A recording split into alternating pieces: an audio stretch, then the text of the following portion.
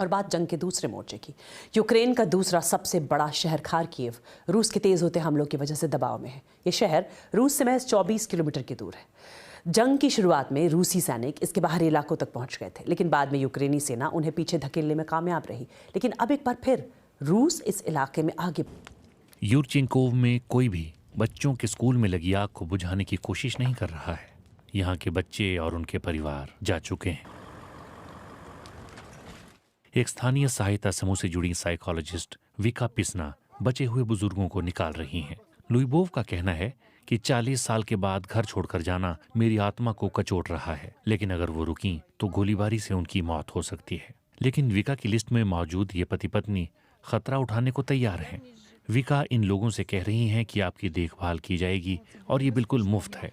एमा ने शुक्रिया कहते हुए जाने से इनकार कर दिया। विका दोबारा उनको समझाने की कोशिश कर रही हैं। हम लोगों को यहाँ से निकाल रहे हैं क्योंकि यहाँ संकट के हालात हैं और ये बेहद खतरनाक है क्योंकि और गोलाबारी होगी। लेकिन एमा अपने पति के साथ यहीं रुक गई हैं।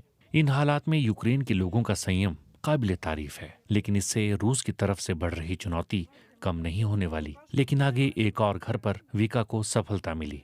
लेकिन यूक्रेन के लोग अगर आगे का खतरनाक वक्त झेलने में कामयाब रहे तो उन्हें कुछ ही समय घर से दूर रहना होगा। ये एक त्रासदी है। जिस तरह से वैलेंटीना अपना घर छोड़ रही हैं, ये सब यूक्रेन के एक सामूहिक सदमे में जुड़ता जा रहा है। ऐसे वक्त में जब रूसी सेना यहाँ से काफी करीब है और यूक्रेनी सेना उनके मुकाबले कमजोर है, यहाँ के लोग हमले के बाद से अब सबसे ज्यादा दबाव महसूस कर रहे हैं और खार्किव में भी लोगों को इसका एहसास हो रहा है। ये शहर ज्यादातर दिन मिसाइल और रूसी बमों के हमले झेल रहा है।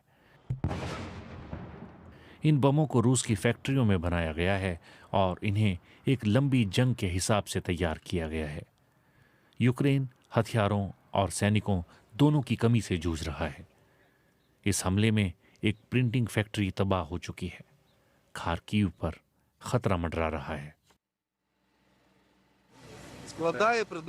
मिसाइलों को यहाँ पहुँचने में बस 40 सेकंड लगते हैं। बस अमेरिका का पैट्रियट एंटी मिसाइल सिस्टम ही इसे तबाह कर सकता है और हमारे पास वो नहीं है। और इस तबाही की बड़ी वजह है सैन्य सहायता मिलने में देरी, खासकर अमेरिका की तरफ से जारी $60 अरब के पैकेज को अमेरिकी कांग्रेस से लेट मंजूरी मिलना।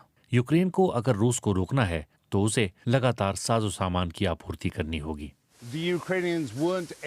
मिसाइलों की वजह से ये हाल हुआ है। यूक्रेनी उन्हें इंटरसेप्ट नहीं कर पाए। वो आसमान में चक्कर लगा रहे रूसी ड्रोन्स को भी निशाना नहीं बना पाए। यूक्रेन को कई कड़े फैसले लेने पड़ रहे हैं। वो किसकी रक्षा करें? वो एक ऐसे दुश्मन से लड़ रहे हैं जो उनकी कमजोरियों का फायदा उठा रहा है।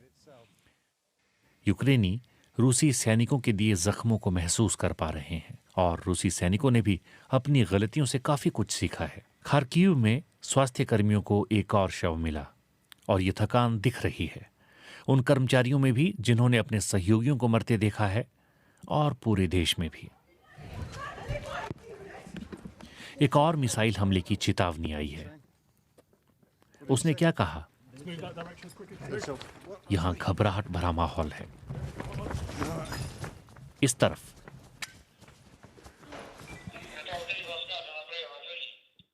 सालों से जारी हमलों से हौसलों पर असर पड़ता है। यूक्रेन हारा नहीं है, लेकिन और सैनिकों, बेहतर डिफेंस रणनीति और सहयोगियों से मिले हथियारों के बिना रूस को वो रोक नहीं पाएगा। पिछले हफ्ते के अंत में रूस ने खार्किव में एक भीड़ भरे सुपर स्टोर पर हमला किया था। इसमें कम से कम 18 लोग मारे गए थे। यूक्रेन चाहता है कि वो रूस के अंदर मिसाइल लॉन्च साइट्स पर हमला करे और इसके लिए वो चाहता है कि जो बाइडन उसे अमेरिकी हथियारों का इस्तेमाल करने दें। पास ही की एक दुकान में मैनेजर आंद्री कुदेनोव कह रहे हैं कि हम हार नहीं मानेंगे। देखिए लोग यहाँ किस तरह के खूबसूरत पौधे खरीद रहे थे। यहाँ कोई सेना नहीं थी, यहाँ आम लोग ही थे। जंग की कीमत सभी पक्षों को चुकानी पड़ती है। खार्किव के पुलिस वाले अपने एक सहयोगी आंद्री लाडेको को आखिरी विदाई देने के लिए जमा हुए हैं। वो जंग के मोर्चे के गांव से आम लोगों को निकालते वक्त मारे गए। यूक्रेनी आज़ाद रहने की अपनी इस लड़ाई की खूनी कीमत चुका रहे हैं। जब रूस ने 2 साल पहले हमला किया था, हालात अब उससे भी ज्यादा मुश्किल हैं और यूक्रेन के लिए अपने सहयोगियों से मदद मांगना मुश्किल हो रहा है।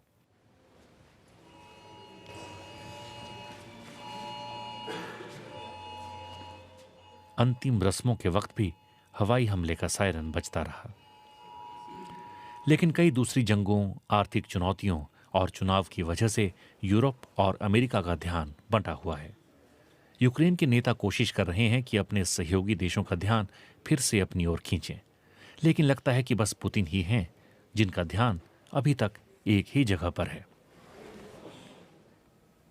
और कार्यक्रम में आगे दिखाएंगे ऊन से भरे बोरे लेकर कहां और क्यों दौड़ लगाते हैं लोग।